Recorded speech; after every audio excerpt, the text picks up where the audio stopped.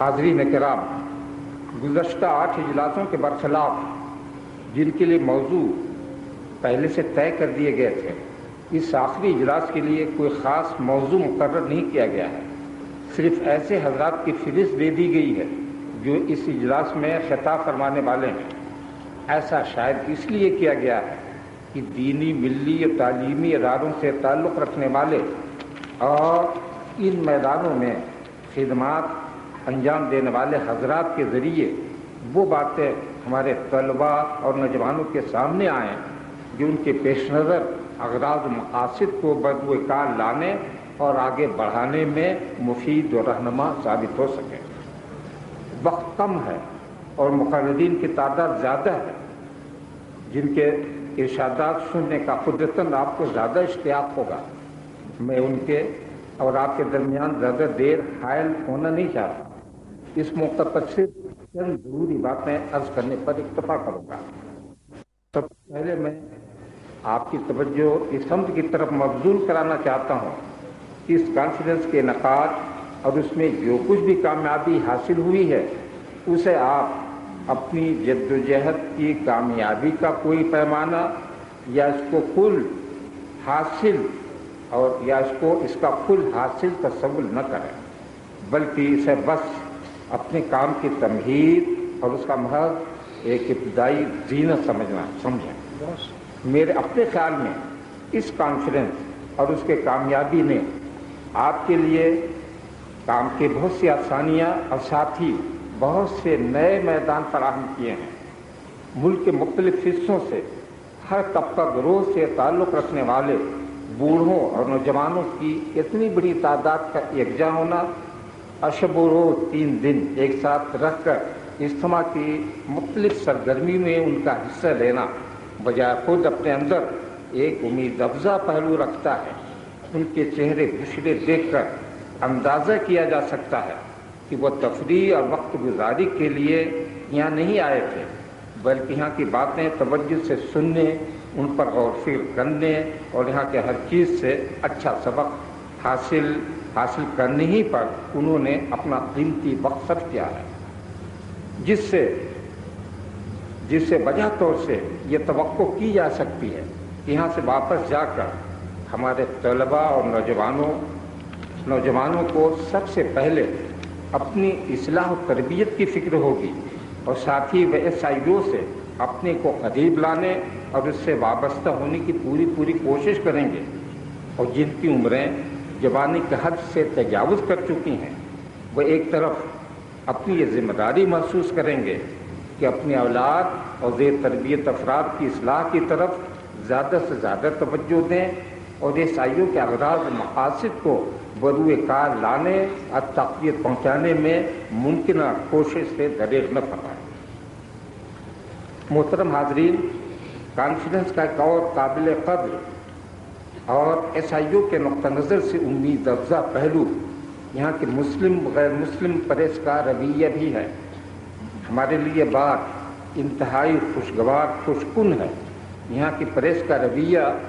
قطع نظر اس سے کہ اس کا تعلق کس طبقہ گروہ سے ہے، ہمارے ساتھ تمام تر تعاون اور ہمدردی ہی کا رہا ہے۔ ہماری کارروائیوں کی پوری تفصیلات انہوں نے اپنے اخبارات میں نمایاں طور پر شائع کی ہیں، جو شمالی ہند کے پریس کے طرز عمل سے کھلے طور پر مختلف ہیں۔ میں یہاں کے پریس کے اس قابل قدر رویہ کو اس علاقے کے عام باشندوں کے مخصوص قابل قدر ذہنی خصوصیات کا ایک گونا مظہر سمجھتا ہوں، جس کا میں ہمیشہ سے معترف رہا ہوں۔ بہرحال پریس کے اس قابل قدر رویے نے SIO کے پیغام کو دور و قریب کے لوگوں میں اس طرح عام کر دیا ہے کہ اس کے نتیجے میں یقیناً بہتوں کے دلوں میں اس کی طرف کشش پیدا ہوئی ہوگی، یا کم از کم SIO ایک سوالیہ نشان بن کر ان کے سامنے آ کھڑی ہو گئی ہوگی، جس کے بعد ہمیں توقع رکھنی چاہیے کہ اس سے ان کے دلوں میں اس کے بارے میں مزید تحقیق تجسس کا داعیہ پیدا ہوگا، اور اس طرح وہ کسی صحیح نتیجے پر پہنچنے کی بھرپور کوشش کریں گے، جس کے پیش نظر اس سلسلے میں ان کی مدد کرنا بھی SIO کی ایک بڑی ذمہ داری ہے جس کو پوری اہمیت کے ساتھ انہیں اپنے سامنے رکھنا چاہیے۔ دوسری بات مجھے اپنے عزیز طلبہ سے یہ عرض کرنی ہے کہ جہاں تک آپ کے اغراض مقاصد کا تعلق ہے، جیسا کہ میں اپنے افتتاحی خطبے میں تفصیل سے عرض کر چکا ہوں،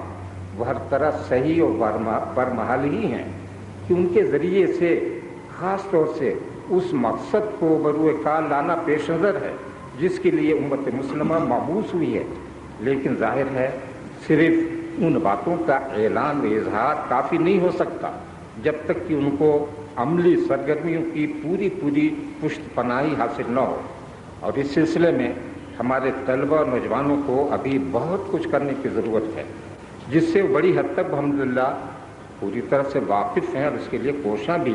مگر اس جذبہ کو مزید طاقتور بنانے کی ضرورت ہے۔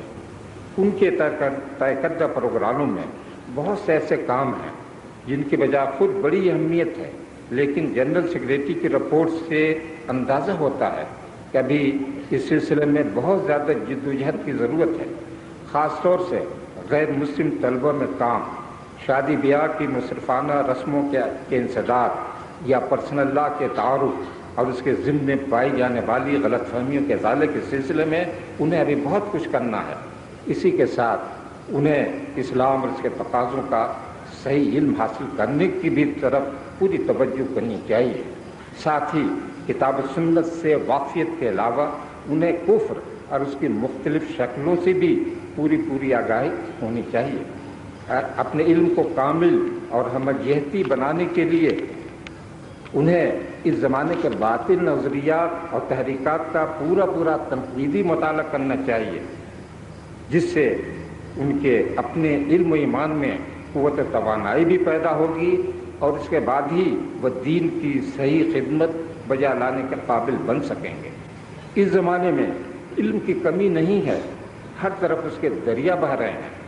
ضرورت دراصل عمل کی ہے، جس کے نہ ہونے سے بہت سارا علم بھی بے اثر ہو کر رہ گیا ہے۔ ہمارے نوجوانوں کو اپنے علم میں اضافہ کے ساتھ ساتھ اس کے مطابق اپنے عمل کو ڈھالنے کی پوری کوشش کرنی چاہیے۔ قول عمل میں تضاد نفاق کی علامت ہے،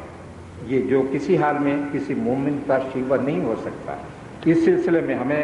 اللہ تعالیٰ کی اس تحدید کو ہمیشہ ہر وقت اپنے سامنے رکھنا چاہیے۔ یا ایھا الذین آمنوا لما تقولون ما لا تفعلون کبر مقتا عند اللہ ان تقولوا ما لا تفعلون۔ اے لوگوں جو ایمان لائے ہو، وہ بات کیوں کہتے ہو جو کرتے نہیں ہو؟ یہ بڑے گناہ کی بات ہے کہ وہ بات کہیں جو کریں نہیں۔ اور سچ تو یہ ہے کہ آدمی نہیں سنتا، آدمی کی باتوں کو طے کرے عمل بن کر غیب کی صدا بن جائے۔ آخری بات مجھے یہ عرض کرنی ہے کہ دنیا میں ہمارے پیدائش کی اصل غرض غائب اللہ کی عبادت کے سوا کچھ نہیں، اور اس کی رضا اور آخرت کی کامیابی اور نجات کا تمام تر انحصار اللہ کے دین کی صحیح اور مخلصانہ پیروی پر موقوف ہے۔ یہی ہماری جدوجہد کا حقیقی محور محرک ہونا چاہیے، اور یہ ہر حال میں ہمیں ہمارے پیش نظر رہنا چاہیے۔ میری دعا ہے کہ اللہ تعالی ہم سب کو اپنے دین کا صحیح علم اور اس پر چلنے کی پوری توفیق عطا فرمائے۔ وآخر دعوانا ان الحمد للہ رب العالمین۔